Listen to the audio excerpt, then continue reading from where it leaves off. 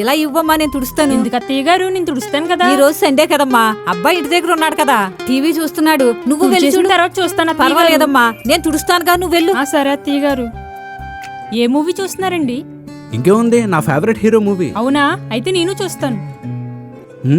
మీ అత్తయ్య తుడుస్తున్నట్టున్నారు కదా, వెళ్ళి హెల్ప్ చేయరా? అలాగేనండి, వెళ్తాను. అలాగే. అయ్యో ఇలా ఇవ్వండి అత్తయ్య గారు, నేను తుడుస్తాను. అయిపోయిందమ్మా, నువ్వు వెళ్ళి కూర్చో. పర్వాలేదు, తుడుస్తాను, ఇంకా ఉందిగా. ఇదిగో అయిపోయిందిగా. అయ్యో అత్తయ్య గారు, ఏంటండి మీరు? నేను రాకుండానే గిన్నెలు కూడా తోమేశారా? నేను తోముతాను కదండి. ఏంటి అత్తయ్య గారు, నాతో ఏ పని చేయనివ్వట్లేదు. ఏం పర్వాలేదమ్మా, నేను చూసుకుంటానుగా పనులన్నీ. ఒకసారి ఉండమ్మా, ఇవి తీసుకెళ్ళి అబ్బాయి నువ్వు తినండి. అలాగే అత్తయ్య గారు, తీసుకెళ్తాను. తీసుకోండి. Thank you. నేను తింటానులే, నువ్వు వెళ్ళి అమ్మకి హెల్ప్ చేయి. సరేనండి. అదేంటమ్మా మళ్ళీ వచ్చో?